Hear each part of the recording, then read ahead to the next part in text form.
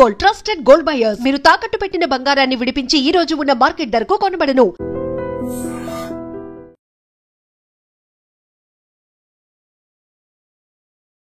హరే కృష్ణ ప్రభుజీ. హరే కృష్ణ హరే కృష్ణ. అసలు ఏం చెబుతుంది భగవద్గీత మనందరికీ అంటే ఏం చెప్పొచ్చు అంటే? భగవంతుడు అంటారు, ఆయన ఏంటి, ఆయన చేరుకోవటం ఎలా? చాలా ఆధ్యాత్మికమైన ప్రశ్న ఉంటాయి. యశస్వి ప్రధానమంత్రి గారు ఎంత గొప్ప వ్యక్తులు వారు ఎక్కడికైనా వెళ్ళినా సరే వారితో పాటు భగవద్గీతను తీసుకెళ్ళి అందరికి ఇస్తున్నారు. ఎందుకు ప్రపంచం అంతా గీత గీత అని ఎందుకు మాట్లాడుతుందంటే ఆ గీత యొక్క వైభవాన్ని తెలుసుకున్నారు. కృష్ణుడు గీతలో చెప్పిన ఒక మాట, కర్మని చేయండి కానీ ఆ కర్మకు తగ్గ ఫలితాన్ని మాత్రం ఆశించకూడదు అని చెప్పి. అంటే మనుషులం అన్నాక ఖచ్చితంగా ఏదైనా చేస్తున్నాము అని అంటే దాని నుంచి ఏదో ఒకటి మనకు కొంత లాభం పొందాలి అనే ఆలోచన ఉంటుంది కదా ప్రభుజీ. ఎందుకని అలా చెప్పారంటారు కృష్ణుడు? ఫలాన్ని అపేక్షించక, ఫలాన్ని నేను దాచిపెడతాను, నీకు ఎప్పుడు కరెక్టా అప్పుడు నేను ఇస్తాను, నీ చేతుల్లో ఉంటే నువ్వు పాడు చేసుకుంటావు బాబు. ఇప్పుడు మీకెలా మీ పిల్లలు భగవంతుడికి మనందరం పిల్లలమే కదండి. ఆ ప్రేమతో భగవానుడు చెప్పిన మాట అండి. ప్రభుజీ, కృష్ణుడు ఇప్పుడు అర్జునికి గీత గురించి అంతా కూడా బోధించాడు, మా అందరికీ తెలిసిందంతే. కానీ అర్జుని కన్నా ముందర కూడా గీత కృష్ణుడు ఎవరికో బోధించారని చెప్పి భగవద్గీతలోనే చెప్పారు. ఆయన వివస్వాన్ అనే సూర్య భగవానుడికి బోధించారట. ఆ వివస్వానుడు మనువుకి చెప్పారట. అలా మనువు అలా ఆ సాంప్రదాయంలో వచ్చింది, కానీ మధ్యలో ఇక్కడ లుప్తం అయిపోయింది. అందుకే ఆ వివస్వానుడికి ఇచ్చిన జ్ఞానాన్ని మళ్ళీ నీకు ఇస్తున్నాను అని కృష్ణుడే అర్జునుడికి చెప్పాడు భగవద్గీత. అసలు ఏంటి వాస్తవం ప్రభుజీ? అర్జునుడు మహాయోధుడు, స్వర్గానికి వెళ్ళారు, శివుడిని ఓడించారు. ఒక రకంగా చూస్తే పాశుపతాస్త్రం తీసుకోవడానికి అందరి యొక్క కృపాపాత్రులు అయ్యారు. ఆయన నారాయణుడైతే పక్కనే ఉన్నాడు, కృష్ణుడు పక్కనే ఉన్నాడు కదండి. అలాంటి వ్యక్తికి కూడా కన్ఫ్యూజన్ వచ్చింది. మా దేశం నుంచి దోపిడీ చేసి, ఎంత దోపిడీ చేశారో తెలుసా అండి బ్రిటిష్ వాడు? 43 ట్రిలియన్ డాలర్స్. ధర్మార్థ కామ మోక్షాలు అంటుంటారు. ధర్మ అర్థ కామ మోక్ష. ధర్మాన్ని అర్థాన్ని కలపండి, కామాన్ని మోక్షాన్ని కలపండి. అర్థం అంటే ఏంటో తెలుసా అండి? ఐశ్వర్యం. కానీ ఇదంతా ఉల్టా జరుగుతుంది కదా ప్రభుజీ ప్రస్తుతం. ఇప్పుడు ఏం చేసినా దీనికోసం. పిల్లవాళ్ళకి చూడండి, ఫోన్లో ఒకసారి ఐకాన్స్ అన్ని కూడా ఇలా పెద్దగా అయిపోయాయి అనమాట. దాన్ని నొక్కలేకపోతున్నా, ఏది నొక్కినా అలా ఇలా వెళ్ళిపోతుంది. మాకు ఏం అర్థం కావట్లేదు, ఏం చేయాలి. అసలు ఒక చిన్న పిల్లవాడు వచ్చాడు, ఏం చేయాల్సిన అవసరం లేదండి, ఇలా 3 సార్లు అనాలి, ట్యాప్ చేయాలి అంతే. ఇలాగానే ఆ ఐకాన్స్ అన్ని చిన్నగా అయిపోయి మళ్ళీ నార్మల్ ఫోన్ అయిపోయింది. నేను ఒడే నీకెలా తెలుసురా అంటే నేను ఇంటర్నెట్లో చదివాను అని అన్నారు. అందుకే మీరు చూడండి, మన భగవద్ ధర్మ ప్రచార మార్గంలో ఏవో నీళ్ళు చల్లుతుంటారు, ఏవో పూస్తుంటారు, ఏవేవో చేస్తుంటారు, పిచ్చి పిచ్చిగా డాన్స్ లేటాలు. వాళ్ళకి ఏమైందో అసలు, అలాంటి మూర్ఖులు ఎలా ఉంటారనిపిస్తుంది. నమస్కారం, వెల్కమ్ టు ఐ డ్రీమ్. ధర్మ మార్గం విత్ విజిత కార్యక్రమానికి స్వాగతం. సాధారణంగా ప్రతి ఒక్కరూ చెప్తూ ఉంటారు, గీత అనేది మనం నేర్చుకుంటే గనక, మనం గీత చదవడం ప్రారంభిస్తే గనక మన లైఫ్ అనేది ఖచ్చితంగా చేంజ్ అవుతుంది అని చెప్పి. అసలు నిజంగా గీత వల్ల మనం ఏం నేర్చుకుంటాము, గీత ఏం చెప్తోంది మనందరికీ, ఇలాంటి విషయాలన్నీ కూడా ఎవరినైతే అడిగితే మనకు కరెక్ట్ సమాధానం దొరుకుతుందో ఆ పర్సనే మన ముందున్నారు. వారెవరో కదండి, మనందరికీ ఎంతో ఇష్టమైన, ఎంతో సుపరిచితులైన ప్రణవానంద దాస్ గారు ఇప్పుడు ప్రభుజీతో మాట్లాడి ఈ విషయాలన్నీ కూడా కూలంకషంగా తెలుసుకునే ప్రయత్నం చేద్దాం. హరే కృష్ణ ప్రభుజీ. హరే కృష్ణ హరే కృష్ణ. ప్రభుజీ, గీత అసలు భగవద్గీత అనగానే ఈ మధ్యకాలంలో ఎంతో ప్రాచుర్యంలోకి వచ్చింది, అందరికీ తెలియని వాళ్ళకు కూడా తెలిసేటట్టుగా. కానీ అసలు ఏం చెబుతుంది భగవద్గీత మనందరికీ అంటే ఏం చెప్పొచ్చు అంటారు? అసలు మనం ఏంటి, భగవంతుడు ఎవరు, మనకి భగవంతుడికి ఉండే సంబంధం ఏంటి, భగవంతుని ఎలా చేరుకోవాలి, అసలు ఈ ప్రపంచం ఏంటి? చాలా మందికి ఈ ప్రశ్నలు ఉంటాయండి. ఈ ప్రపంచం ఏంటి, నేను ఎందుకున్నాను, ఈ ప్రపంచంలో నేను ఏం చేస్తున్నాను, అసలు నా కర్తవ్యం ఏంటి, అసలు భగవంతుడు అంటారు, ఆయన ఏంటి, ఆయన చేరుకోవటం ఎలా? చాలా ఆధ్యాత్మికమైన ప్రశ్నలు ఉంటాయి. లేదా చాలా మందికి ఇంకొక రకమైన ప్రశ్నలు ఉంటాయండి. అరే నేను జీవితంలో మారాలనుకుంటున్నాను, మంచి మార్గంలో వెళ్ళటం ఎలా, దృఢ నిశ్చయం రావట్లేదు, చెడు అలవాట్లు ఉన్నాయని తెలుస్తుంది, వాటిని మానుకోవటం ఎలా, కొద్ది కోపం ఉన్నట్టుంది, దాన్ని తగ్గించుకోవటం ఎలా, ఎన్నో రకములైన ఉంటాయి. మనం ప్రపంచాన్ని అన్యాయాలు చూస్తున్నప్పుడు మనకు అనిపిస్తుంది, అరే ఈ అన్యాయం ఎందుకు జరుగుతుంది, అరే వీడికి ఇలా ఎందుకైంది, అయ్యో ఆయన అలా ఉంటాడు, ఆయన అంత గొప్పవాడు ఎలా అయిపోయాడు, ఇలాంటివి ఎన్నో ప్రశ్నలు ఉంటాయి. అసలు మీకు ఒక విషయం చెప్తాను, మనిషికి జీవనానికి సంబంధించిన ప్రతి ప్రశ్నను భగవద్గీత ఆన్సర్ చేస్తుంది. మనిషికి సంబంధించిన ఇప్పుడు లైఫ్ స్టైల్ అంటాం కదా, కొంతమంది రాస్తారు లైఫ్ స్టైల్ అని. ఆ లైఫ్ స్టైల్కి సంబంధించిన ప్రతి విషయం, లైఫ్కి సంబంధించిన ప్రతి విషయం. మీరు అనుకోవచ్చు, అరే ప్రభుజీ భగవద్గీత యుద్ధ భూమిలో మాట్లాడింది కదా, అది జీవనాన్ని గురించి. యుద్ధంలో మాట్లాడినా భగవంతుడు జీవితం గురించి మాట్లాడాడు. మన చూడండి, మీకు ఒక విషయం చెప్తాను. మన డే టు డే జీవనం కూడా ఒక యుద్ధమే. అలా అనిపిస్తుందా మీకు? అనిపిస్తుంది కదా. ఎందుకంటే మనతో మనం యుద్ధం, మనసుతో యుద్ధం, ఇంట్లో వాళ్ళతో యుద్ధం, వర్క్ లైఫ్లో యుద్ధం, అదంతా కాంపిటీషన్, ఒక పోరాటమే కదండి. ఆ పోరాటంలో భగవంతుడు ఈ పోరాటాన్ని నెగ్గేది ఎలా అని అర్జునుడికి ఉపదేశం చేసింది భగవద్గీత. చూడండి, కొన్నిసార్లు మనం ఏదైనా వస్తువు కొన్నాం అనుకోండి, ఒక ఫోన్ కొన్నాము లేదా ఒక మషీన్ కొన్నాం అనుకోండి, దాంతోపాటు ఒక మాన్యువల్ వస్తుంది. మాన్యువల్ని చదివామనుకోండి, చాలా ఈజీ. ఏ బటన్ నొక్కితే ఎలా యూజ్ చేయాలి, ఏం చేయాలి, ఏది చేయాలి. మొన్న ఏమైందంటే మా ఫోన్లో ఒకసారి ఇలా ఏమంటారు, ఆ ఐకాన్స్ అన్నీ కూడా ఇలా పెద్దగా అయిపోయాయి అనమాట. దాన్ని నొక్కలేకపోతున్నాయి, ఏది నొక్కినా అలా వెళ్ళిపోతుంది. మాకు ఏం అర్థం కావట్లేదు, ఏం చేయాలి. అసలు చాలా కంగారు వేసింది. ఎందుకంటే మా సేవలో ఉంటాం కదా, సేవకు సంబంధించిన ఏదన్నా ఫోన్ వచ్చినా అటెండ్ అవ్వాలి. ప్లస్ మా గురువు గారి ప్రవచనాలు అన్నీ అందులోనే ఉంటాయి, శ్రవణం చేయడానికి ఉండదు మాకు. మేము కంగారు పడిపోతుంటే ఒక ఆయన అన్నారు, ఒక చిన్న పిల్లవాడు వచ్చాడు, ఏం చేయాల్సిన అవసరం లేదండి, ఇలా 3 సార్లు అనాలి, ట్యాప్ చేయాలి అంతే. ఇలాగానే ఆ ఐకాన్స్ అన్ని చిన్నగా అయిపోయి మళ్ళీ నార్మల్ ఫోన్ అయిపోయింది. నేను ఒడే నీకెలా తెలుసురా అంటే, నేను ఇంటర్నెట్లో చదివాను అని అన్నారు. చూడండి, మనకి దేనికైనా అవగాహన ఉందనుకోండి. నాకు చాలా పెద్ద ప్రాబ్లం అనిపించింది. ఫోన్ పోతే ప్రవచనాలు పోయాయి, కాంటాక్ట్స్ పోయాయి అని నేను కంగారు పడుతున్నా. కానీ చదివిన వాడు వచ్చాడు, ప్రశాంతంగా టిక్ టిక్ టిక్ అన్నాడు, ఫోన్ బాగా చేసేసాడు. అతనికి ఎంత సులువుగా అయిపోయింది, ఎందుకంటే దానిపైన అవగాహన ఉన్నది. కాబట్టి మన జీవితంలో మనకు కొన్నిసార్లు అవగాహన లేకపోయేసరికి కంగారు ఎక్కువైపోతుంది, టెన్షన్లు ఎక్కువైపోతాయి, ఏం చేయాలి అనిపిస్తుంటుంది, ఉక్కిరి బిక్కిరి అయిపోతా.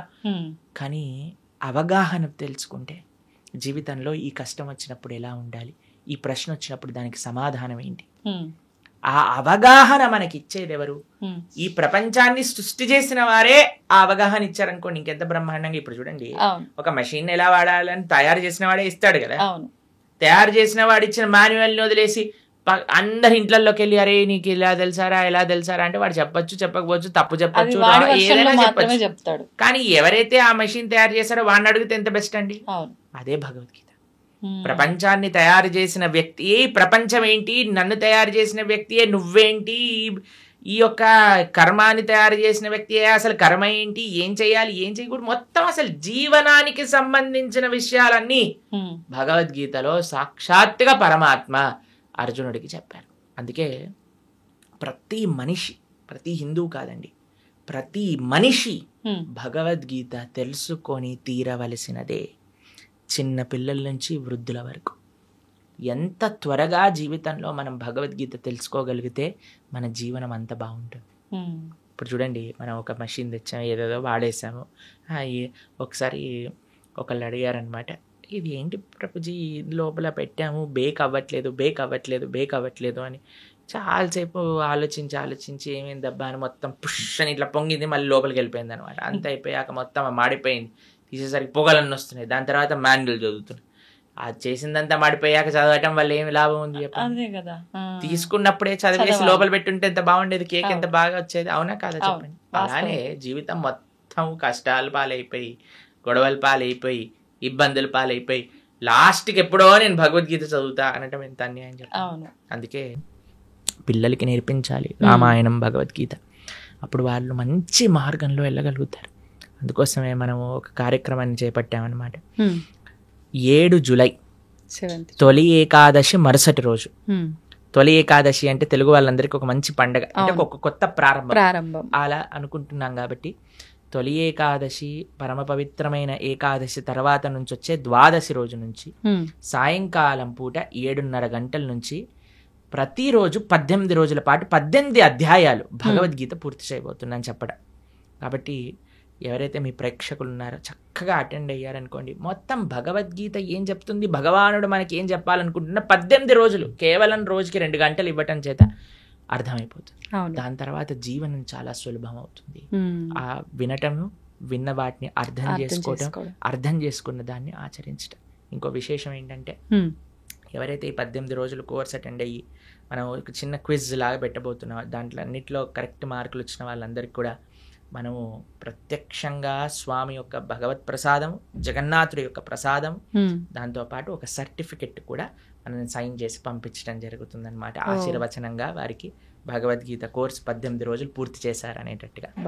కాబట్టి చక్కగా అందరూ ప్రేక్షకులకు ఒక మంచి అవకాశం, సదవకాశం. ఎందుకంటే ఇప్పుడిప్పుడే స్కూల్ స్టార్ట్ అయ్యాయి కదండి, మనకి ఇవే ఉండవు, ఇంకా హడావిడిలే ఉండవు, పిల్లలకి ఎగ్జామ్లే ఉండవు. కాబట్టి చిన్న పిల్లల నుంచి పెద్దవాళ్ళ వరకు అందరు చక్కగా 7:30కి ప్రారంభం అవుతుందంటే ఆఫీస్ నుంచి వచ్చేస్తారు, అన్నిటి నుంచి వచ్చేస్తారు. కాబట్టి జాగ్రత్తగా ఒక 18 రోజులు కేవలం 2 గంటలు ఇవ్వటం చేత మంచి భగవద్గీత జ్ఞానాన్ని అర్థం చేసుకున్న వాళ్ళం అవుతాం. ఎందుకంటే అండి ప్రపంచంలో ఎక్కడికి వెళ్ళినా సరే భగవద్గీతను ఆదర్శంగా చూస్తున్నారు, భగవద్గీత నుంచి అందరు నేర్చుకుంటున్నారు. మనం సనాతన ధర్మంలో పుట్టి, భారతదేశంలో పుట్టి మనము ఆచరించకపోతే, అర్థం చేసుకోకపోతే ఎంత అన్యాయం చెప్పండి. నిజంగానే. కాబట్టి మీకు ఒక విషయం చెప్తాను. ప్రభుపాదుల వారు లండన్కి వెళ్ళారనమాట. లండన్కి వెళ్ళినప్పుడు అక్కడ ఉండే వాళ్ళందరూ అన్నారు, Swamiji why did you come to our country, మీరేం తీసుకెళ్ళడానికి వచ్చారు మా దేశానికి అన్నారు. అయితే ప్రభుపాదుల వారు అన్నారు అనమాట, మీరు మా దేశాన్ని అతలాకుతలం చేసి, మా దేశం నుంచి దోపిడీ చేసి, ఎంత దోపిడీ చేశారో తెలుసా అండి బ్రిటిష్ వాడు, 43 ట్రిలియన్ డాలర్స్ ఇక్కడ నుంచి దోపిడీ చేసి తీసుకెళ్లాడు వాడు. అంటే అంత డబ్బు 43 ట్రిలియన్ డాలర్స్ వర్త్ చేసేవన్నీ కూడా దోపిడీ చేశారు. మేము లండన్కి వెళ్ళాం కదా మొన్న, అక్కడ లండన్ మ్యూజియం అని ఉంటుంది, బ్రిటిష్ మ్యూజియం అని ఉంటుంది అనమాట. అక్కడికి వెళ్ళినప్పుడు ప్రభుపాదుల వారు ఒకసారి అడుగుతారు, ప్రభుపాద్ మీరు మ్యూజియంకి వెళ్ళాలనుకుంటున్నారంటే, ఓ స్టోలెన్ ప్రాపర్టీ అని అంటారు ప్రభుపాదుల వారు. అక్కడికి వెళ్తే అన్ని కోహినూర్ డైమండ్ మన విగ్రహాలు, మన ఇక్కడ నుంచి ఎత్తుకెళ్ళిన విగ్రహాలు, ప్లేట్లు, బంగారు గ్లాసులు, వెండి కంచాలు, వెండి పదార్థాలు, ఇవన్నీ అసలు వందల కొద్ది వస్తువులన్నీ అక్కడ ఉన్నాయి. మన సంపద అంతా అక్కడ మ్యూజియంలో పెట్టారు. మనం ప్రపంచంలోనే అందరికి మార్గాన్ని చూపించి అంత గొప్ప దేశంగా ఉన్న మన దేశం పైన పీక్కొని వాళ్ళంతా లూటీ చేసి, వాళ్ళ అనవసరమైన వాళ్ళకుండే అలవాట్లు, వాళ్ళకుండే పైశాచికత్వాన్ని అంతా జనాలకి అబ్బి, ఇప్పుడు కొంతమంది ఎలా తయారయ్యారటండి, బ్రిటిష్ వాడిని కీర్తిస్తున్నాడు. ఎందుకు సనాతన ధర్మం అన్నిటికంటే సేఫ్ అంటే తల్లిదండ్రుల పట్ల, దేశం పట్ల, నీ యొక్క సమాజం పట్ల బాధ్యతని నేర్పిస్తున్న ధర్మం ఏదైనా ఉంటే అది సనాతన ధర్మమే. కొంతమంది నిజమైన నీకు మంచి చేసిన వాడు బ్రిటిష్ వాడు అని చెప్పి వాడి వెనకాల వాడికి ప్రణామం చేస్తున్నారు. అలాంటి వాళ్ళు ఈ దేశానికి పట్టిన ఒక అన్నిటికంటే పెద్ద వ్యాధి అని చెప్పచ్చు. ఆ దేశాన్ని విభజన చేయడానికి ప్రయత్నం చేస్తున్నారు వాళ్ళు. కాబట్టి మన వాళ్ళు ఎలా మూర్ఖుల్లా వాళ్ళ వెనకాల పోతున్నారో నాకు తెలియదండి. దేశాన్ని అతలాకుతలం చేసి మొత్తం తీసుకెళ్ళిపోయారు ఇక్కడ నుంచి.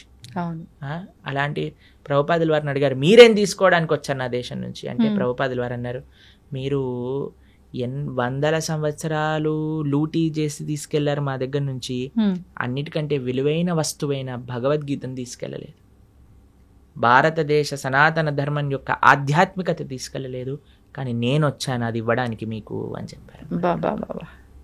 అది గొప్ప విషయం. ప్రపంచము భారతదేశం వైపు చూస్తుంది. మన యశస్వి ప్రధానమంత్రి గారు ఎంత గొప్ప వ్యక్తులు వారు ఎక్కడికైనా వెళ్ళినా సరే వారితో పాటు భగవద్గీతను తీసుకెళ్ళి అందరికి ఇస్తున్నారు. చూసారా? మొన్న కలిసినప్పుడు వారు అమెరికా, నాకు తెలిసి పంచతంత్ర శుభవిలాస్ ప్రభు అని ఉంటారు, మా ఆలయంలోనే ఉంటారు వారు. శుభవిలాస్ ప్రభు రాసిన పంచతంత్ర పుస్తకాన్ని గిఫ్ట్ గా ఇచ్చారు, భగవద్గీతని గిఫ్ట్ గా ఇస్తున్నారు. ఎందుకు ప్రపంచం అంతా గీత గీత అని ఎందుకు మాట్లాడుతుందంటే ఆ గీత యొక్క వైభవాన్ని తెలుసుకున్నారు కాబట్టి. మొన్న మేము ప్రపంచవ్యాప్తంగా మీరు అన్నారు కదా ఇందాక తిరిగి వచ్చాం, ఏం చెప్పాం? గీత గురించి. కాబట్టి మన హిందువులు సనాతన ధర్మంలో ఉండేవాళ్ళు ప్రాథమికంగా భగవద్గీతను నేర్చుకోవాల్సినదే. అప్పుడు ఎలా అయితే మనం అధ్యయనం చేస్తామో నేర్చుకుంటామో, అందుకే అందరికి సులభంగా అర్థమయ్యే విధంగా మనం ఈ కోర్స్ చేయబోతున్నాం. 18 రోజులు, స్టార్టింగ్ విత్ 7th జూలై సోమవారం సాయంకాలం 7th to 24th చక్కగా ఆ భగవద్గీతను వింటే ఒక సర్టిఫికెట్ వస్తుంది. ఈ గీత చదువుకున్న వాళ్ళం అవుతాం, జీవితాన్ని మార్చుకున్న వాళ్ళం అవుతాం. వాస్తవం ప్రభుజీ. నిజంగా అంటే మంచి ఆలోచన ప్రభుజీ. ఇప్పుడు ఈ మధ్యకాలంలో భగవద్గీత చదవాలి, ఇంట్లో పెట్టుకున్నంత మాత్రాన సరిపోదు, ఖచ్చితంగా పుస్తకం తెరిచి అసలు ఏముందనే విషయాన్ని తెలుసుకునే ప్రయత్నం చేయాలి అంటారు. కానీ అంటే కొన్నిసార్లు పుస్తకం తీసి చదువుతున్నప్పటికీ అది ఎన్నోసార్లు చదివినా కొన్నిసార్లు అది అర్థం అవ్వదేమో.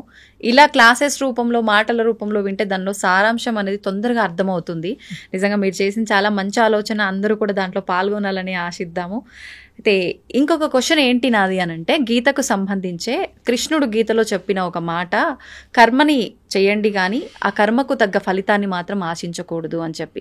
అంటే మనుషులం అన్నాక ఖచ్చితంగా ఏదైనా చేస్తున్నాము అని అంటే దాని నుంచి ఏదో ఒకటి మనకు కొంత లాభం పొందాలి అనే ఆలోచన ఉంటుంది కదా ప్రభుజీ. ఎందుకని అలా చెప్పారంటారు కృష్ణుడు? ఇప్పుడు మీకు ఒక చిన్న ప్రశ్న. ఇప్పుడు మీకు ఇద్దరు డాటర్స్ కదా, అవును, వాళ్ళ బర్త్డేస్కి ఫ్రెండ్స్, ఫ్యామిలీ, అమ్మమ్మ, తాతయ్యలు వాళ్ళు వీళ్ళు వచ్చారనుకోండి. ఒక్కొక్కళ్ళు వచ్చిన వాళ్ళు 2,000, 5,000 అన్నీ ఇస్తూ ఉన్నారనమాట వారికి. అప్పుడు మీరు ఏం చేస్తారు? బర్త్డే అయిపోయాక, నాన్న ఎన్ని వచ్చాయి మొత్తం కౌంట్ చేసి నాకు ఇవ్వు, నేను పిగ్గీ బ్యాంక్లో పెడతాను, ఎప్పుడైతే నీకు అవసరం ఉంటుందో అప్పుడు ఇస్తానని చెప్తాను.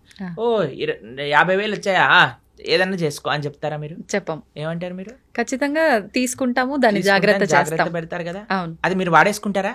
వాడం. వాళ్ళకి ఎప్పుడైతే అవసరం ఉంటుందో అప్పుడు ఇస్తారా? అదే భగవానుడు చెప్పింది. అయ్యా కర్మ చెయ్యి, ఫలాన్ని అపేక్షించకు, ఫలాన్ని నేను దాచిపెడతాను, నీకు ఎప్పుడు కరెక్ట్ అప్పుడు నేను ఇస్తాను, నీ చేతుల్లో ఉంటే నువ్వు పాడు చేసుకుంటావు బాబు. ఇప్పుడు మీకెలా మీ పిల్లలో భగవంతుడికి మనందరం పిల్లలమే కదండి. ఆ ప్రేమతో భగవానుడు చెప్పిన మాట అండి.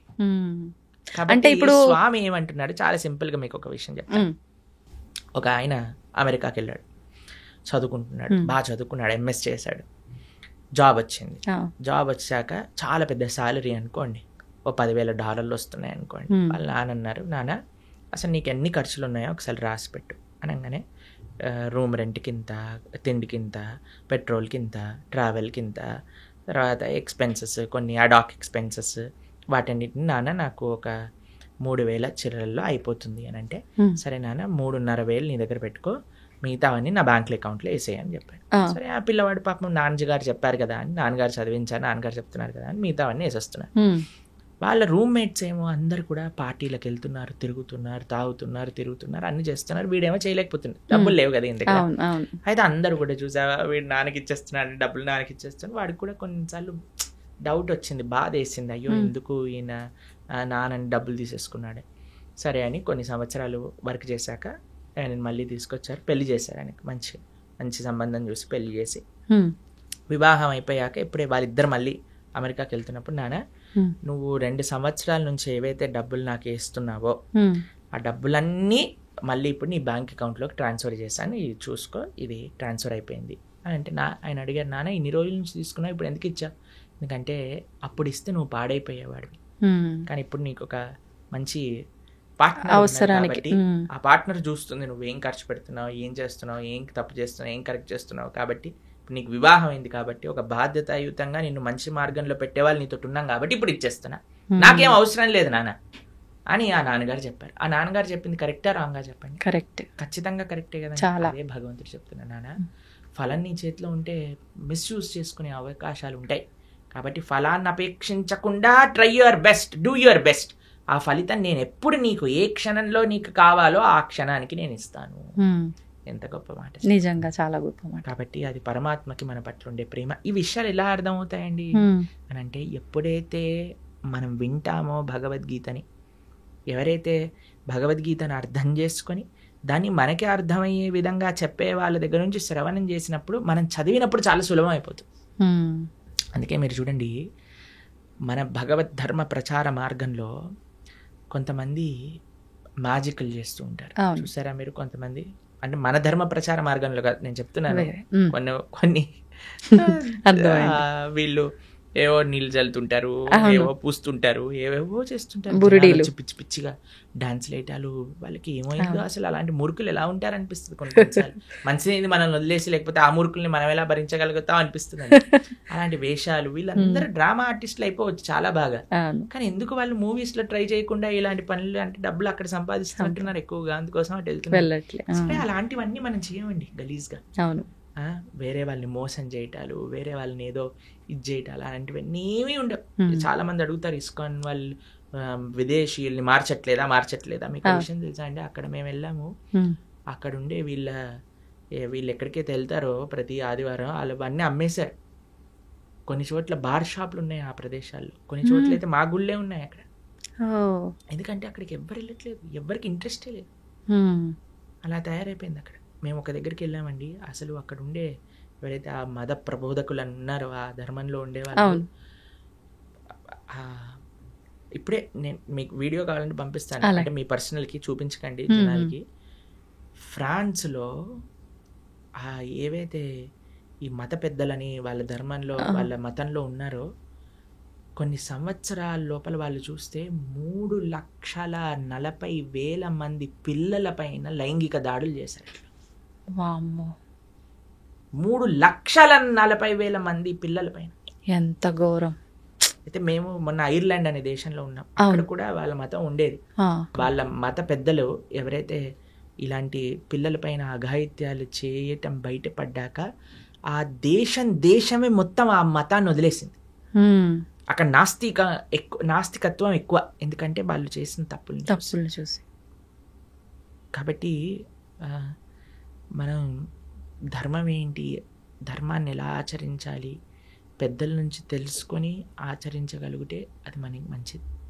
కాబట్టి మనం ఏం చెప్తున్నాం, భగవద్గీత ఏం చెప్తుంది, ధార్మికంగా జీవనం ఎలాంటిది, ధార్మికంగా జీవనం ఎలాంటిది, ఇదే మన సనాతన ధర్మం అంటేనే ఖచ్చితంగా ఇది చెయ్యాలి, ఇది చేయకూడదు, ఇది చేస్తే ఇది అవుతుంది ఖచ్చితంగా చెప్పి మంచి మార్గంలో నడిపించేది.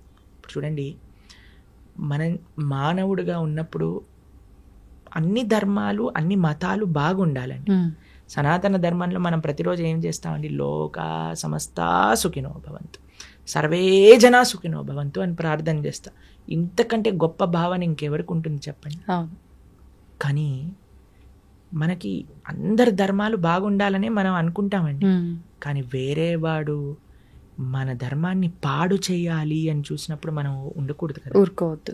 ఎందుకు మీకు ఈ విషయం ప్రస్తావన చేస్తున్నాను, ఆన్ ద ఫస్ట్ ప్లేస్ చెప్తున్నానంటే, ఎప్పుడు మనకి వాడు మన ధర్మాన్ని మోసం చేస్తున్నాడు, మనల్ని మోసం చేస్తున్నాడు అని తెలిసేది ఎప్పుడంటే మన ధర్మాన్ని మనం తెలుసుకున్నప్పుడు. లేకపోతే వేడేవాడు ఏం చెప్పినా మనం నమ్మేస్తాం. అవును, ఇప్పుడు చూడండి, వాస్తవం ఏంటో మన పిల్లల పైన మనకి నమ్మకం ఉన్నప్పుడు, మన పిల్లలంటే మనకి తెలిసినప్పుడు, మన కుటుంబ సభ్యులు అంటే ఎవరో మనకు తెలిసినప్పుడు, వేరేవాడు వచ్చి ఏం చెప్పినా మనం నమ్మమండి. వేరేవాడు ఏదైనా చిచ్చు పెట్టడానికి ప్రయత్నం చేసినా మనం నమ్మం.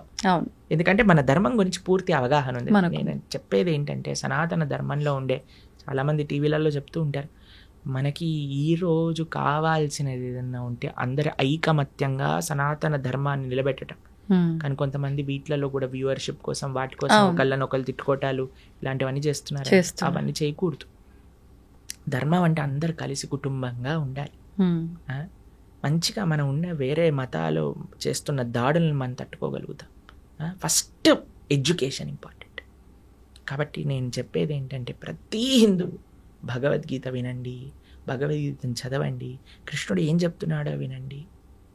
భగవద్గీత అన్ని సంప్రదాయాలు శాక్త, శైవ, వైష్ణవ, నానాపత్య, ఏ సాంప్రదాయం చెందిన వారైనా భగవద్గీత చదవాల్సిందే అండి. ఇంకా ఏ పుస్తకం చదివినా చదవకపోయినా భగవద్గీత చదవాల్సిందే. అది ఎందుకంటే భగవద్గీత అనేది సనాతన ధర్మానికి ఒక బేస్, అది ఫిలాసఫీ భగవద్గీతలో ఉన్నది. కాబట్టి అందుకోసం మనందరం ఈ 18 రోజులు ఏదైతే కార్యక్రమం చేయబోతున్నామో, ఇందాక మనం చెప్పుకున్నట్టుగా 7వ తారీఖు నుంచి, జూలై 7వ తారీఖు సోమవారం రాత్రి నుంచి ప్రణవానంద దాస్ ఛానల్ తెలిసింది కదా, అందులో మనకి లైవ్లో వస్తుంది. చక్కగా అటెండ్ అవ్వండి. ఎంత మార్పు మీరు చూస్తారో మీకే తెలుస్తుంది. అంటే ప్రతి మానవుడు అన్నాక ప్రతి ఒక్కరూ గీతని చదవాల్సిందే, వినాల్సిందే, ఆచరించాల్సిందే. ముఖ్యంగా ఇంకా హిందువులైతే అస్సలు పక్కన పెట్టాల్సింది లేదు. ఖచ్చితంగా. అంటే ఇప్పుడు ఎన్నెన్నో ఇబ్బందులు పడుతున్నాము, ఎన్నెన్నో ఇలా ఉండకూడదు, అలా ఉంటే బాగుంటుందేమో అని అనిపించినప్పటికీ అసలు ఏంటి కరెక్ట్, మనం ఎక్కడి నుంచి స్టెప్ వేయొచ్చు, ఎలా వెళ్తే ధర్మంగా ఉంటుందని ఆలోచన వచ్చి కూడా తెలియక ఆగిపోయే వాళ్ళు ఉన్నారు. అటువంటి వాళ్ళందరికీ కూడా ఒక మంచి మార్గం దొరికిందనే చెప్పొచ్చు దీని ద్వారా. ప్రభుజీ, కృష్ణుడు ఇప్పుడు అర్జునికి గీత గురించి అంతా కూడా బోధించాడు, మా అందరికీ తెలిసిందంతే. కానీ అర్జుని కన్నా ముందర కూడా గీత కృష్ణుడు ఎవరికో బోధించారని చెప్పి వింటున్నాను. గీతలోనే చెప్పారు ఆయన, వివస్వాన్ అనే సూర్య భగవానుడికి బోధించారట. ఆ వివస్వానుడు మనువుకి చెప్పారట. అలా మనువు అలా ఆ సాంప్రదాయంలో వచ్చింది, కానీ మధ్యలో ఇక్కడ లుప్తం అయిపోయింది. అందుకే ఆ వివస్వానుడికి ఇచ్చిన జ్ఞానాన్ని మళ్ళీ నీకు ఇస్తున్నాను అని కృష్ణుడే అర్జునుడికి చెప్పాడు భగవద్గీతలో. కాబట్టి పరమాత్మ ఎన్నో రూపాల్లో మరలా అవతరించి ఆ ధర్మాన్ని బోధిస్తూ ఉన్నారండి. కాబట్టి మన ఆచార్యులు వేదవ్యాసుల వారు వ్యాసాయ విష్ణు రూపాయ వ్యాస రూపాయ విష్ణు, ఆయన ఏం చేశారు, మహాభారతంలో మంచిగా ప్యాకేజింగ్ చేశారు. మన గిఫ్ట్ ప్యాక్ లో ఈసారి చూడండి కొంతమంది గమ్మత్తుగా ఆ డబ్బాలు ఓపెన్ చేయాలి, మళ్ళీ డబ్బా ఉంటుంది, ఆ డబ్బా ఓపెన్ చేయాలి, లోపల డబ్బా అలా డబ్బాలు తీసి లోపల ఏదో ఉంగరం ఏదో ఉంటుంది అనమాట. అది విలువైనది లోపల ఉంటుంది. అలా మహాభారతం మధ్యలో ప్యాకేజింగ్ చేశారు భగవద్గీత. ఎందుకంటే ఆ భగవద్గీత అత్యంత విలువైన రత్నం, అమూల్యమైన రత్నం అన్నమాట, మనకి మహాభారతంలో లభించేది. కాబట్టి ఆ యొక్క విశేషం ఇందాక మీరు ఎలా అయితే అన్నారో ఆ అద్భుతము శ్రీకృష్ణ భగవానుడు భగవద్గీత రూపంలో మనకు అందించారు. కాబట్టి దాన్ని అధ్యయనం చేయటం, అర్జునుడికి ఉపదేశం చేశారు అంటే అర్జునుడి యొక్క మాధ్యమంగా అందరికీ ఉపదేశం. ఇప్పుడు మీరు నన్ను ఇంటర్వ్యూ చేస్తున్నారు, మీకోసం చేస్తున్నారా? అందరి కోసం, అంతే కదా. అలా అర్జునుడు కూడా కృష్ణుడి ప్రశ్న అడిగి ఎందుకోసం? అర్జునుడి కోసము అందరి కోసం. కాబట్టి అర్జునుడు కూడా కృష్ణుడి దగ్గర ఇంటర్వ్యూ చేశాడనమాట. ఆ ఇంటర్వ్యూ ఏంటి? ఇప్పుడు చూడండి, అందరికి ఇంటర్వ్యూలు ఇష్టం, పాడ్కాస్ట్ ఆది పాడ్కాస్ట్ అన్నిటికంటే ఫస్ట్ జరిగిన పాడ్కాస్ట్ కృష్ణ అర్జున్ పాడ్కాస్ట్ అని. అక్కడి నుంచే ప్రారంభం అయింది అనమాట. ఏదైనా భగవంతుడి నుంచే ప్రారంభం అవ్వాలండి. కాబట్టి ప్రపంచంలో జరిగిన మొట్టమొదటి సూపర్ ఎక్స్ట్రాఆర్డినరీ పాడ్కాస్ట్ ఎందుకో తెలుసా అండి? యుద్ధం జరగబోతుంది, ఆ యుద్ధం మధ్యలో జరిగింది పాడ్కాస్ట్ అనమాట. అవును. కాబట్టి చక్కటి భగవద్గీత అర్జునుడి యొక్క మాధ్యమంలో ప్రతి జీవుడికి భగవంతుడు ఉపదేశం చేసిన భగవద్గీతని ప్రతి హిందువు మీరు అన్నట్టుగా తప్పకుండా చదవాలి, అర్థం చేసుకోవాలి, ఆచరించాలి. ప్రభుజీ, ఇప్పుడు అర్జునుడికి చెప్పాల్సిన సిచ్యువేషన్ అక్కడ ఎందుకు ఏర్పడింది అంటే కొంతమంది కొన్ని రకాలుగా చెప్తారు. అంటే అక్కడ ఉన్నదంతా నా వాళ్ళే, నేను వాళ్ళని ఎలా చంపుతాను అనే భావన అర్జునులో వచ్చింది. కాబట్టి దీన్ని కనుక అతనికి ఉపదేశిస్తే దానివల్ల ఇక్కడ జరగాల్సిన క్రతువు అంతా కూడా కరెక్ట్గా జరుగుతుంది. ఒకటి, ఇప్పుడు మనం అనుకున్నట్టుగా అందరికీ ఒక మెసేజ్ ఇవ్వడం కోసం అని ఒకటి. అసలు ఏంటి వాస్తవం ప్రభుజీ? ఇప్పుడు మీకు ఒక విషయం చెప్తాను. చాలాసార్లు మనకి ఒక సందిగ్ధ పరిస్థితిలో ఉంటామా, కన్ఫ్యూజన్. అవును. అర్జునుడు మహాయోధుడు, స్వర్గానికి వెళ్ళారు, శివుడిని ఓడించారు, ఒక రకంగా చూస్తే పాశుపతాస్త్రం తీసుకోవడానికి.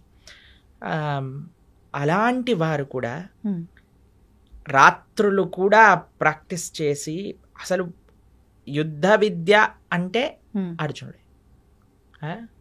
అందరి యొక్క కృపాపాత్రులు అయ్యారు ఆయన. ఆ ఇంద్రుడి యొక్క కృపాపాత్రులు అయ్యారు, పరమశివుడి యొక్క కృపాపాత్రుడు అయ్యాడు. నారాయణుడు అయితే పక్కనే ఉన్నాడు, కృష్ణుడు పక్కనే ఉన్నాడు కదండి, ఇంకా దానికంటే గొప్ప విషయం ఏం కావాలి. అలాంటి వ్యక్తికి కూడా కన్ఫ్యూజన్ వచ్చింది. ఎందుకు? అర్జునుడికి కన్ఫ్యూజన్ రాలేదండి, మనందరికీ అలాంటి కన్ఫ్యూజన్ స్టేట్ వస్తుంది. కరెక్ట్. ఆ కన్ఫ్యూజన్ నుంచి బయటపడటం భగవద్గీత నేర్పిస్తుంది. మీకు ఒక చిన్న విషయం చెప్తాను. జనాలు ఏమంటారు తెలుసా అండి, కృష్ణుడు యుద్ధాలు చేయిస్తాడు, అన్నతమ్ముల మధ్యలో యుద్ధాలు చేయించాడు, చిచ్చు పెడతాడు. ఇప్పుడు మీకు ఒక విషయం చెప్తాను. అర్జునుడు యుద్ధం పరిస్థితి రాకముందు కృష్ణుడు ఎన్నోసార్లు దూతగా వెళ్ళాడండి, యుద్ధం వద్దు చెప్పడానికి. ఏమన్నాడు తెలుసా అండి, రాజ్యం కాదు, నిజంగా చెప్పాలంటే రాజ్యానికి హక్కు పాండవులకి, రాజ్యం ఇవ్వద్దు, కనీసం 5 గ్రామాలు ఇవ్వండి చాలు, 5 ఊళ్ళు ఇవ్వండి చాలు అని అన్నారు. 5 ఊళ్ళు కాదు కదా. దుర్యోధన ఏమంటాడంటే, ఆ పిన్ ఉంటుంది కదా, గుండు సూది, సూది పెట్టినంత జాగ కూడా ఇవ్వను అని అంటాడు. ఇప్పుడు మీకు ఇంకొక విషయం చెప్తానండి. ఒక ఆవిడ వచ్చింది నా దగ్గర, కృష్ణుడు ఏంటండి ఇలా యుద్ధం చేయిస్తాడా అని అంది. మీరు మరి ఆ స్త్రీని అవమానించిన వాళ్ళని ఏం చేయాలి? చంపేయాలండి. మరి దుర్యోధన దుశ్శాసనుడు చేసిన పని ఏంటండి? ద్రౌపదీదేవిని అవమానించింది వాళ్ళు కదా అని అండి. అయిపోయింది. మేమన్నా మరి ఏం చేయాలమ్మా, దుశ్శాసుని ఏమంటాను, దండేసి కూర్చోబెట్టాలి ఆసనం పైన, లేదు అని అంటే, అదే మరి కృష్ణుడు చేసిన పని, కృష్ణుడు ఎందుకు నిందిస్తున్నా? అవును. ఎంత విచిత్రం చూడండి అసలు. ఇంకొక విషయం చెప్తాను, మీకు ఒక సిచ్యువేషన్ చెప్తానండి. ఒకళ్ళు పోలీస్ డిపార్ట్మెంట్లో పనిచేస్తున్నారండి. వాళ్ళ సొంత తమ్ముడే 10 మందిని హత్య చేశాడు. ఇప్పుడు ఈ పోలీసు వాళ్ళ తమ్ముడిని పట్టుకోవాలా, తమ్ముడని వదిలేయాలా? పట్టుకోవాలి, అదే ధర్మం కదా. ధర్మం కదా. తమ్ముడు కన్నా కూడా అంటారు కదా ప్రభుజీ పెద్దవాళ్ళే, తమ్ముడు అంటే ఏదో సామెత ఉంటది, మన వాళ్ళైనా సరే నీతి తప్పకూడదు, ధర్మంగా ఉండాలి అని అంతే కదండి. మరి కౌరవులందరూ నీతి తప్పారు, అందుకు కృష్ణుడు యుద్ధం చేయమన్నాడు. అరే వాళ్ళని నువ్వు అన్నయ్యలుగా, తమ్ముళ్ళుగా, బావలుగా, మరుదులుగా చూడక నానా, వాళ్ళు అధర్మం చేసిన వ్యక్తులుగా చూసి వాళ్ళని శిక్షించు. ఎందుకంటే నీకు ఆ రోల్, నువ్వు ఒక క్షత్రియుడివి, క్షత్రియ ధర్మాన్ని అనుసరించి నువ్వు యుద్ధం చెయ్యి అని కృష్ణుడు చెప్పాడు. దీంట్లో ఏం తప్పుందా అండి? ఏం లేదు. ప్రపంచంలో అది చెయ్యట్లేదు కాబట్టి ఈరోజు బాధగా ఉన్నాం. ఎవడో ఒకడు ట్రాఫిక్ పోలీస్ దగ్గర పట్టుబడిన వాడు కూడా ఫోన్ చేసి మా బావ ఎవరో తెలుసా, మా అన్న ఎవరో తెలుసా అని బ్లాక్ మెయిల్ చేస్తారు. ఆ వాడు ఏదో కుర్చీ పైన కూర్చున్నాడు, వాడిని వదిలేసే అంటాడు. ఏంటని అన్యాయమా? ఇప్పుడు ఈ రోజు వదిలేస్తా టోపీ పెట్టుకోనందుకు, దాన్ని ఏమంటారు హెల్మెట్ పెట్టుకోనందుకు, కానీ చచ్చేది వాడే కదా. పైన ఉన్న వాడికి ఏమైంది, ఫోన్ చేసిన వాడికి ఏమైంది? అంతే కదండి. కాబట్టి ఇది ప్రాబ్లం. అందుకే చూడండి పెద్ద పెద్ద స్కామ్లు చేసిన వాళ్ళందరూ మంచిగా పార్లమెంట్లో కూర్చొని ఇది చేస్తున్నారు. ఎందుకు అని అంటే మన వాళ్ళు కదా, మా వాళ్ళు వదిలేస్తారు. కానీ అక్కడ వదలరు కదా, అక్కడ వదలడు కదా. కాబట్టి అందుకే మనం జాగ్రత్తగా ఉండాలి. అందుకే భగవంతుడు ఏది చేసినా, జనాలు భగవంతుడికి ధర్మాధర్మ విచక్షణ చేస్తుంటాడు. కృష్ణుడు అధర్మం చేశాడు, కృష్ణుడు ధర్మం చేశాడు, అలా ఉండదయ్యా. భగవంతుడు ఏమి చేస్తే అది ధర్మం అవుతుంది, భగవంతుడు ఏది చెప్తే అది నిజం అవుతుంది. చూడండి ప్రైమ్ మినిస్టర్ ఏదన్నా ఆర్డర్ చేశాడు అనుకోండి, ఇప్పుడు చూడండి మనకి నోటు బందీ అని చేశారు. నోటు బందీ, నేను నోటు బందీ చేయను, ఎంత ధైర్యం నీకు నోటు బందీ చేస్తా అంటే ఏమైనా ఇద్దా అండి? నోటు మూసుకొని మనమే డబ్బులు మార్చుకుంటాను 2 రోజులు అడిచినా సరే. అంతే అవును కదండి, ఎందుకంటే నువ్వు జీవించాలి. కాబట్టి జనాలందరూ భగవంతుడిని అంటున్నారు. అలా కాదయ్యా, భగవంతుడు చెప్పింది నువ్వు వినాలి, నువ్వు చెప్పింది భగవంతుడు వినాడు. ఇది మనం తెలుసుకోవాల్సి. అంటే మనం ఎంతసేపు అజ్ఞానంలో ఉన్నాం, అంతే కదండి. అజ్ఞానాన్ని వీడి మనం బయటికి రాలేకపోతున్నాం, అంతే కదా. కాబట్టి ఇది మనం గుర్తుపెట్టుకోవాల్సిన విషయం. కాబట్టి మనకి తెలియదు, నీకు అర్థం కావట్లేదంటే నువ్వు తెలుసుకో, అంతేగాని భగవంతుడిని మార్చుకోవద్దు అనుకోడు. కాబట్టి మనం అందుకే చెప్తున్నాను, ఎక్కడొస్తుంది అంటే శాస్త్రీయమైన శ్రద్ధ ఎప్పుడైతే ఉంటుందో, ఎప్పుడైతే మనం వినయంగా నేర్చుకుంటామో తత్వాన్ని, అప్పుడు మనకి ఏ పరిస్థితిలో ఉన్నా సరే ఆ ధర్మం గోచరిస్తుంది, ఆ ధర్మం మనల్ని కాపాడుతుంది. ప్రభుజీ, ఇప్పుడు ధర్మార్థ కామ మోక్షాలు అంటుంటారు, దీన్ని ఎలా తీసుకోవాలి, ఎలా ఆచరించాలి? చూడండి, చతుర్విధ పురుషార్థములు అంటారు. ధర్మ, అర్థ, కామ, మోక్ష. చాలా సింపుల్గా చెప్తాను, చాలా అద్భుతమైన విషయం చెప్తాను మీకు. దీన్ని ఎలా జతపరచాలి అని అంటే, కామము మోక్షంతో, అర్థము ధర్మంతో. ధర్మ, అర్థ, కామ, మోక్ష అన్నారు కదా, 4 ఉన్నాయి. ఓకేనా? ధర్మాన్ని అర్థాన్ని కలపండి, కామాన్ని మోక్షాన్ని కలపండి. అర్థం అంటే ఏంటో తెలుసా అండి? ఐశ్వర్యం, డబ్బులు. దేంతో కలపమన్నా? ధర్మంతో. అంటే మనం సంపాదించే ప్రతి రూపాయి కూడా ధార్మికంగా సంపాదించాలి, ధర్మం కోసం ఖర్చు పెట్టాలి. ఇదొక పాయింట్ అయిపోయిందా? కామము అంటే కోరిక. ఏం కోరుకోవాలి నువ్వు? ఈ జన్మ ఎలా తరింపజేసుకోవాలి, భగవంతుడి యొక్క శాశ్వతమైన సేవ ఎలా చేయాలి, అది మోక్షం. మోక్షం అంటే భగవంతుడి యొక్క శాశ్వతమైన సేవా స్థితిని పొందటం. వైకుంఠంలో, గోలోకంలో స్వామిని ఆరాధన చేసుకోవటం. ఎవరు మన భగవత్ స్వరూపంగా మనం భావించి ఆరాధన చేస్తున్నాము, స్వామి దగ్గరికి వెళ్ళి చక్కగా రామ, కృష్ణ, నృసింహ, నారాయణ వాళ్ళకి ఆరాధన చేసుకోవటం, నిరంతరం వారి యొక్క సేవలో ఉండటం. కాబట్టి కోరిక మోక్షం కోసం, అర్థం ధర్మంతో కలపడం. ఎప్పుడైతే ఇలా మనం ఉంటామో, ఎప్పుడైతే మనం ఇలా మనం చేస్తామో, ఎప్పుడైతే ఇలా మన జీవనం ఉంటుందో, ధార్మికంగా సంపాదించటం, ధర్మం కోసం వెచ్చించటం. కోరిక కేవలం భగవంతుని తెలుసుకోవటానికి, భగవంతుడి యొక్క సేవ కోసం ఎప్పుడైతే ఉంటామో, అప్పుడే మానవుడు పరిపూర్ణ జీవనాన్ని జీవించిన వాడు అవుతాడు. ఈ విశేషాలన్నీ కూడా మనకి భగవద్గీతలో ఉంటాయి. కానీ ఇదంతా ఉల్టా జరుగుతుంది కదా ప్రభుజీ ప్రస్తుతం. అంతే కదండి, డబ్బు సంపాదించడం కోసమే కోరికల కోసం ఖర్చు పెట్టేస్తున్నారు. ధర్మము మోక్షం అయితే తెలియదు. అవును. ఇప్పుడు ఏం చేసినా దీనికోసం. పిల్లవాళ్ళకి మీరు చూడండి, బాగా చదువుకోవాలి నాన్న, అప్పుడే డబ్బులు బాగా వస్తాయి, డబ్బులు బాగా వస్తే సుఖంగా ఉంటావు. చిన్నప్పటి నుంచి వాడికి 2 విషయాలు చెప్తున్నాం కదండి. బాగా సంపాదించి మంచి జాబ్ వస్తే మంచి పెళ్ళాం ఉంటుంది, కథం అయిపోయి జీవితం నీకు నచ్చినట్టుగా ఉండగలుగుతావు, అయిపోయింది జీవితాన్ని అన్యాయం. అక్కడ చిన్న పిల్లవాడికి డబ్బులు సంపాదించు సుఖంగా ఉండి ఈ రెండు విషయాలు చెప్పి పెంచితే రేపు ప్రొద్దున వాడికి డబ్బులు సంపాదించలేని పరిస్థితి ఒకవేళ వచ్చింది అనుకోండి, వాడు చచ్చిపోదాం అనుకుంటున్నాడు. మళ్ళీ వాడు ఇంకా వేరే దారుల్లో ఎలా అయినా డబ్బు సంపాదించే ప్రయత్నం కూడా చేస్తాడు. అంతే కదండి. ఇప్పుడు బెట్టింగ్లన్నీ ఎందుకు చేస్తున్నారు, ఇప్పుడు ఈ యాప్లన్నీ ఎందుకు వస్తున్నాయి, ఎందుకు ఇంతమంది? నేను కాలేజ్లో ఇంజనీరింగ్ చదువుతున్న రోజులలో ఎంత మంది అండి బెట్టింగ్లు పెట్టి ఇంట్లలోంచి లక్షల డబ్బులు తెచ్చి అక్కడ పెట్టేసి కొట్లాడుకొని నెత్తుర్లు వచ్చి పెద్ద పెద్ద గ్యాంగులు ఏర్పడి, అసలు ఎంత అన్యాయం అంటే అంత అన్యాయం. ఎందుకోసం అండి? డబ్బులుంటే సుఖంగా, డబ్బులు అవసరమే, ఎవరు చెప్పలేమండి డబ్బులు ఉండకూడదు, డబ్బులు లేవు, కష్టపడు, ధార్మికంగా ఉండు. అన్నిటికంటే మీకు ఏం తెలుసా అండి, డబ్బుల కంటే ముఖ్యం స్వాంతన, అంటే సాటిస్ఫాక్షన్. ఎంతున్నా సరే దాంట్లో సుఖంగా ఉండేవాడు కదండి. ఇప్పుడు చూడండి, రోజంతా నేను పని చేస్తాను, నిద్రపోయేటప్పుడు నిద్ర మాత్రలు మింగి పడుకుంటాను అనేవాడి కంటే కూలీ నాలి చేసుకొని 500-600 రూపాయలు సంపాదించి హాయిగా పడుకునేవాడు మెయిల్ కాదా చెప్పండి? అదే మేలు. అవును. కాబట్టి ఇప్పుడు హోటళ్లలోకి వెళ్ళి తిని దాన్ని డైజెస్ట్ చేసుకోవడానికి మెడిసిన్లు వేసుకొని ఇలా ఉండే బ్రతికేవాడికైనా చద్దన్నము మజ్జిగ కారం పెట్టుకొని తినేవాడు, ఆ అన్నం కరెక్ట్గా ఒక పూట కడుపులో టైంకి తినేవాడు మంచివాడు కాదంటారా చెప్పండి? కాబట్టి సుఖం ఎక్కడుంది అంటే నీ భావనలో ఉన్నది, స్వాంతన, అది ముఖ్యం. అన్ని కోట్లుగా సంపాదించి సుఖం లేదు స్వాంతన లేదు అన్నవాడికి మనం ఏం చేయగలుగుతాం చెప్పండి? కాబట్టి భగవద్గీత ఒక ఓవరాల్ ఒక మంచి కంప్లీట్నెస్ని జీవితానికి ఇస్తుంది. అందుకే మనకి భగవద్గీత యొక్క విశేషం ఎన్నోసార్లు చెప్పుకున్నా. అందుకే మనం అనుకుంటున్నాం ఈ సంవత్సరం ఈ జూలై 7వ తారీఖు నుంచి 18 రోజులు భగవద్గీత కోర్స్ చేయటం వల్ల కనీసం యువత, ఎవరైనా చిన్నపిల్లలు పెద్దవాళ్ళు మిగతా ముఖ్యంగా యువకులు కానీ చక్కగా వచ్చి, అందుకే మీ ప్రేక్షకులందరికీ చెప్పేది ఏంటంటే, ఇంటిల్లి పాది ఎలా అయితే మీరు సీరియల్లను చూస్తారో, ఆ రియాలిటీ షోలను చూస్తారో అందరు కూర్చొని, ఆ సినిమాలు ఎలా అయితే చూస్తారో, న్యూస్ ఎలా అయితే చూస్తారో, అలా ఇంటిల్లి పాది కూర్చొని భగవద్గీత కూడా శ్రవణం చేయండి. ఆ శ్రవణం చేయగలిగితే మొత్తం ఇల్లంతా ఒక మంచి మార్పుని పొందుతుంది, దాంట్లో ఎటువంటి సందేహం లేదు. కాబట్టి ఈ యొక్క కోర్స్ జూలై 7వ తారీఖు ప్రణవానంద దాస్ ఛానల్లో 7:30కి సాయంకాలం 7:30 నుంచి 9 గంటల వరకు చక్కగా శ్రవణం చేయండి. ఎన్నో మంచి మార్పులు మీరే మళ్ళీ మాకు చెప్తారు. అది తప్పకుండా ఆ కోర్సులో కలుసుకునే ప్రయత్నం చేద్దాం. మీరు కూడా రావడానికి ప్రయత్నం చేస్తామన్నారు, అవును కదా? ప్రయత్నిస్తాను రావడానికి, వీలైతే వస్తాను. ప్రభుజీ, మనకు అతి త్వరలోనే తొలి ఏకాదశి రాబోతుంది. ఇందాక మీరే చెప్పారు.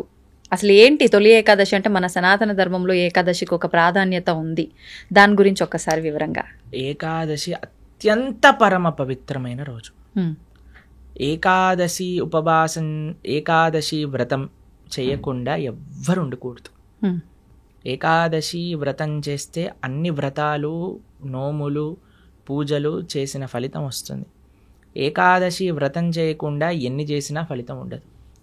అత్యంత ముఖ్యమైన వ్రతం హిందువుకి, సనాతన ధర్మానికి చెందిన వాళ్ళకి ఏదైనా ఉంటే అది ఏకాదశి వ్రతం. ఉపవాసము అంటారు. దగ్గరగా ఉండుట, భగవంతుడి దగ్గరగా ఉండుట, చక్కగా జపం చేసుకోవటం, భగవంతుడికి ఆరాధన చేయటం. ఏకాదశి ఉపవాసం ఎందుకు చేయాలి, ఎలా చేయాలి అని ప్రణవానంద దాస్ ఛానల్లో 2 వీడియోలు ఉన్నాయి, గంట సేపు. ఆ 2 చూసారనుకోండి, మొత్తం ఏకాదశికి సంబంధించిన మొత్తం తెలిసిపోతుంది. ఎందుకంటే అండి, ఏకాదశి చేయటం అనేది చాలా ముఖ్యం. ఎందుకంటే భగవత్ ప్రీత్యర్థం మన జీవితం ఉండాలి. భగవంతుడికి అత్యంత పరమ ప్రియమైన రోజు ఏదన్నా ఉంటే అది ఏకాదశి. భగవంతుడికే ప్రియమైన భక్తి అంటాం కదండి మనం. భక్తి జనని అంటే భక్తిని జనింపజేస్తుందట, మనందరికి ప్రధానిస్తుందట. ఆ రోజు ఏది అంటే ఏకాదశి. ఏకాదశి వ్రతం చేయటం చేత భక్తి వర్ధిల్లుతుంది, భక్తి పెరుగుతుంది, భక్తి వస్తుంది అని చెప్తారు.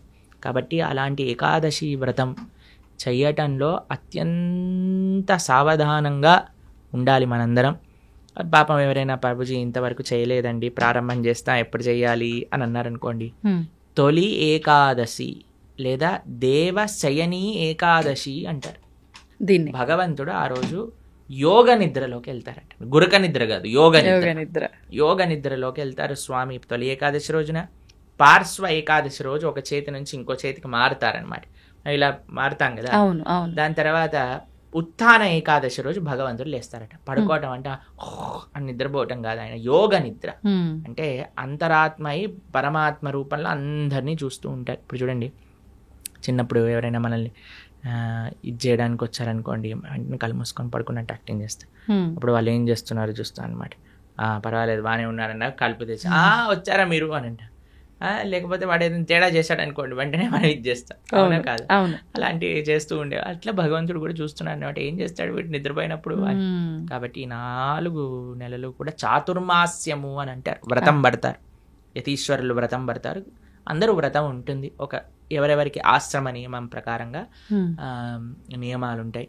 4 వస్తువులు మానేయాలి అని చెప్తారనమాట. 1 నెల పెరుగు, తర్వాత పాలు, తర్వాత పాలకూర ఇత్యాది ఆకుకూరలు, దాని తర్వాత మినప్పప్పు. ఇలా 4 నెలలు ఒక్కొక్క ద్రవ్యాన్ని విడిచి ధార్మికంగా ఆధ్యాత్మిక కార్యక్రమాలు చేస్తూ అలా ఉండాలి అని చెప్తారు. కాబట్టి చాతుర్మాసం అనేది అత్యంత పరమ పవిత్రమైన మాసం. భగవంతుడి యోగ నిద్రలోకి ప్రవేశించే రోజు తొలి ఏకాదశి, ఆషాఢీ ఏకాదశి, ఆషాఢ మాసంలో వచ్చే ఏకాదశి. పండరీపురంలో పెద్ద ఉత్సవం చేస్తారనమాట. ఈ ఏకాదశికి లక్షల మంది, 10-15 లక్షల మంది వచ్చి దర్శనం చేసుకుంటారు. భగవాన్ ఉన్న ఆ రోజు పండరీపురంలో లక్షల మంది తుకారాం మహారాజ్ పుట్టిన ప్రదేశం, జ్ఞానేశ్వర్ మహారాజ్ పుట్టిన ప్రదేశం నుంచి నడుచుకుంటూ పాదయాత్రగా 20 రోజులు పాదయాత్ర చేసి పండరీపురాన్ని చేరుకుంటారు. చేరుకొని గొప్ప ఉత్సవం, దిండి యాత్ర, దేహు యాత్ర అంటారనమాట. చాలా అద్భుతమైన ఉత్సవం అక్కడ జరుగుతుంది. ఇది దేవశయని ఏకాదశి, తొలి ఏకాదశి అని మనకి ఈ జూలై 6వ తారీఖున వస్తుంది. తొలి ఏకాదశి మరుసటి రోజు ద్వాదశి నుంచి మనం ఈ కార్యక్రమాన్ని ప్రారంభం చేసుకుంటున్నాం, భగవద్గీత కార్యక్రమం. ఎందుకంటే తొలి ఏకాదశి, ఒక ఏకాదశి రోజు మంచి కార్యక్రమం మనం ప్రారంభం చేసుకోవాలి. ఆ స్వామికి ప్రార్థన చేసి ఉపవాసం చేసి దీక్ష పట్టి నెక్స్ట్ డే నుంచి ద్వాదశి నుంచి పరమ పవిత్రం. ఏకాదశి ఎంత గొప్పదో ద్వాదశి ఎంత గొప్పది.